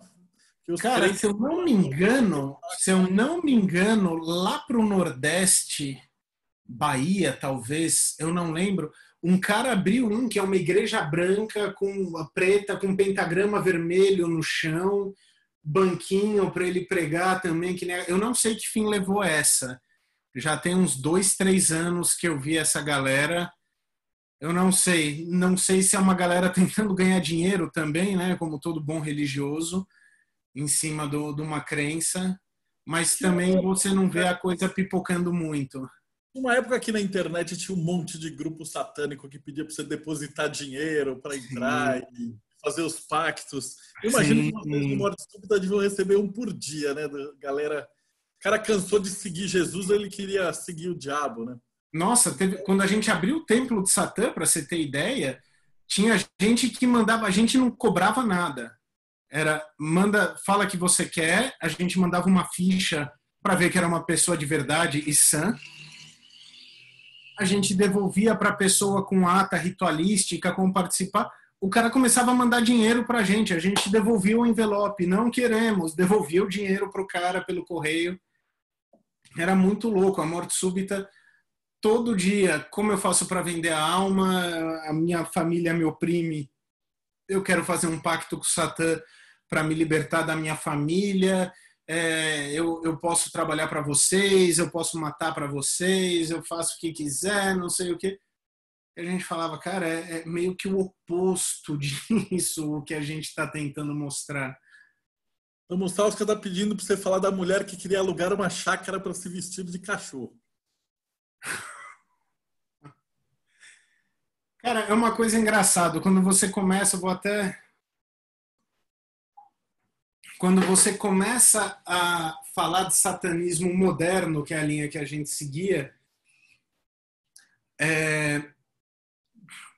você fala, cara, os impulsos que você sente são naturais. Você não tem que reprimir. Se o povo não gosta disso, ou se o povo olha torto para isso, o problema é do povo. Tanto que até nos primeiros reuniões que a gente fazia e tudo mais, o pessoal vinha, mas qual é a opinião do satanismo sobre racismo ou homossexualismo? A gente falava, cara, não tem nem opinião formada. Satanismo não vê raça, não vê preferência sexual. Cada um faz o que quer. Você tem um impulso, faça. Se você é hétero e quer dormir com um cara para ver que tal, faça. Seu casamento tá chato e não tem solução, separa. Você gosta de comer madeira? Coma madeira, cara. Tudo vai te levar para um final. Bota para fora do sistema. Cresça com isso. E continuam chegando pessoas que... mas e se eu quiser... Vocês acham normal pessoas que gostam de lamber a boca do cachorro e tudo mais? Cara, a sua privacidade é sua. Você não precisa ficar se abrindo. A gente não tem confessionários. Trabalhe com a coisa e tudo mais. E a gente começava a receber pedidos. Isso enquanto morte súbita ainda, de vocês podiam alugar uma casa para fazer uma balada morte súbita de uma semana, com muitas orgias e bandas. Podíamos. Me ajude com isso e com aquilo. E teve e-mail de gente pedindo chácara para ajudar a recolher fundos para montar uma chácara onde a pessoa pudesse encontrar com eu no interior, de se vestir de cachorro e sair por aí. Muitos desses e-mails vinham com fotos, inclusive. Eram coisas assim que não vão sair da memória tão cedo. Ninguém procurava vocês para fazer a missa satânica com a mulher pelada de altar? Tinha bastante gente. Uma posição que a gente sempre teve, a morte súbita, quando começou com essa ideia de troca e tudo mais, era: a gente é caminhante, a gente está no caminho. A gente percebeu que depois de um tempo começava a vir muita gente tirar dúvida, porque é aquilo que acontece. A gente começou em 90, 96, 2000, quando 2000 chegou, que começaram a aparecer a ONU, Orkut, todo mundo falava, os pactos, como vender a alma. Cara, a gente já estava 5, 6 anos de estrada. Tinha membro da igreja de Lúcifer, inclusive, que na época devia ter o quê? 13, 14 anos, que mentiu idade e falsificou RG para poder dizer que era maior de idade para participar. E foi uma mente brilhante, chegou a escrever vários materiais do que a gente tinha na época. Não sei que fim levou esse garoto hoje em dia, mas enfim. E a gente estava, até hoje, o processo é um processo de crescimento. Vamos estudar, vamos ver. Mas vem cá, e qual é a diferença de Lúcifer e Satã? Cara, de acordo com a literatura, tem isso, isso, isso. Porra, então faz uma missa satânica aí pra gente. A gente fala, a gente não é sacerdote, a gente não está aqui para vender uma religião, a gente está aqui para aprender com você.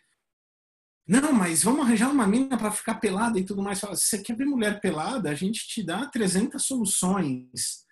Então a gente nunca teve essa gana de criar um movimento de doutrinar as pessoas. Sempre foi muito de vamos fazer, vamos ver que bicho que dá e vamos mostrar para a galera o que sai disso. E sempre teve que conviver, né, com os religiosos inventando que apareceu um gato morto no alguidar, no meio do não sei o que, é ritual satânico, né? Então tudo... Eu lembro que eu fui... Sempre, porque... Não, era uma coisa que a gente fala, né? O satanismo bate muito na hipocrisia humana. Tinha muito religioso que vinha falar com a gente, de várias religiões, porque o satanismo sacrifica animais. E a gente falava... Tá bom, vamos supor que o satanismo sacrifique um bode. A gente vai se juntar numa sexta-feira e matar um bode. Qual foi a última vez que você foi numa churrascaria? Porque uma churrascaria mata muito mais do que um bode por dia e você paga para estar lá. Você está bancando uma indústria de assassinato animal e vindo criticar uma religião que supostamente faz um sacrifício? Então, aonde é que está essa hipocrisia, sabe? O satanismo vai fazer o quê? O satanista está tirando as pessoas do bom caminho. Cara, a igreja está respondendo o processo de pedofilia até hoje. Sabe?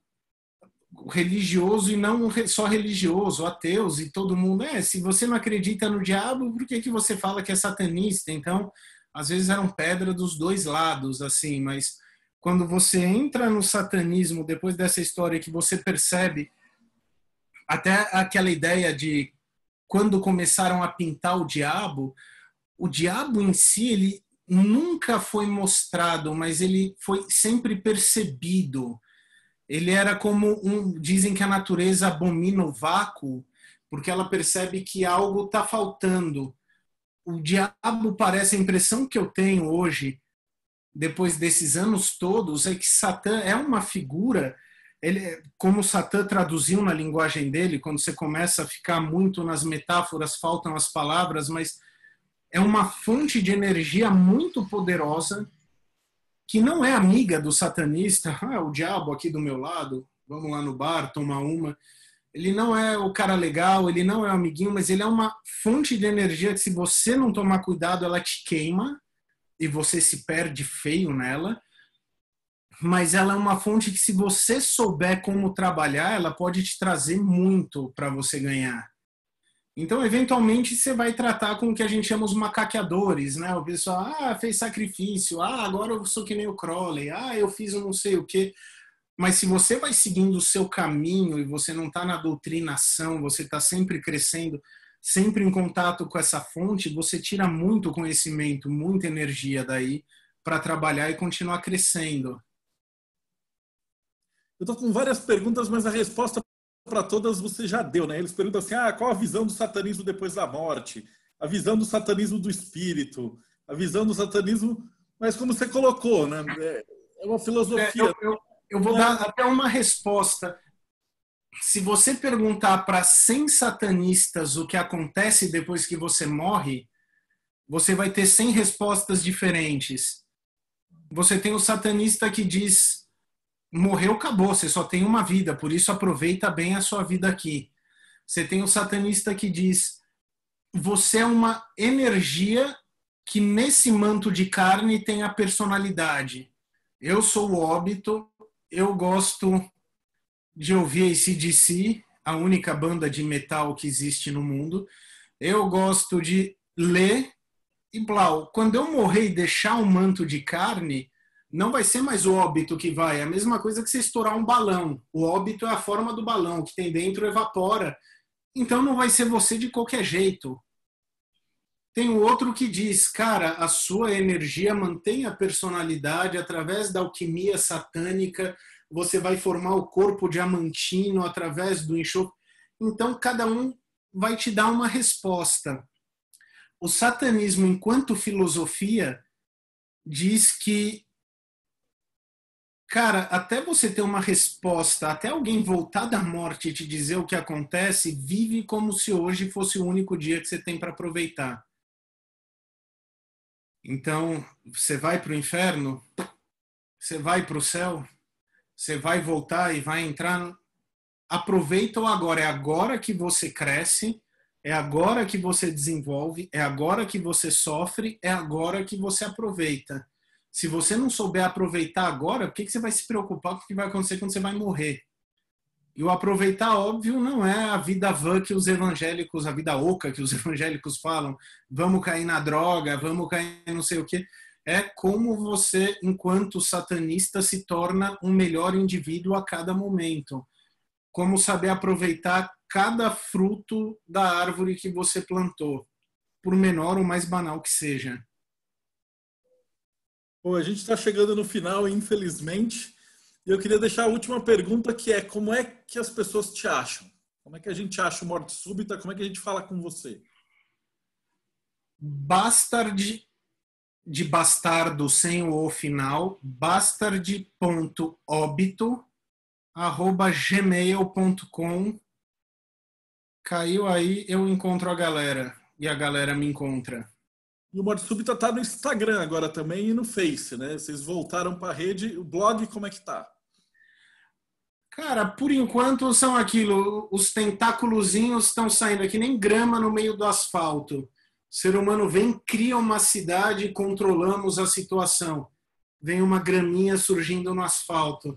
A gente quer ver se essa graminha logo, logo vai virar uma seringueira, uma figueira do inferno e eventualmente uma árvore gigantesca de novo. tá todo mundo trabalhando escondidinho, daqui a pouco eu acho que todo mundo tem uma surpresa. Porra, maravilhoso, Óbito. Cara, queria te agradecer de coração, cara, foi um prazerzão. Já leio vocês há muito tempo, a galera adorou. Isso aqui agora eu vou só apertar um stop para parar aqui, daí a gente continua batendo papo um pouquinho mais informal. Então, para você que acompanhou a gente, um agradecimento. E aí o pessoal me pediu para falar, para deixar um joinha, deixar um ok, porque tem toda umas firulas lá do YouTube. Aqui embaixo, clica curtir, volta para o site, vê o canal. As coisas tudo. A ideia desse projeto não é virar youtuber, porque a gente não é youtuber, a gente é buscador, é alguém que vai estar querendo estudar mais. Mas muito obrigado pela paciência de nos assistir e até o próximo Bate-Papo Mayhem.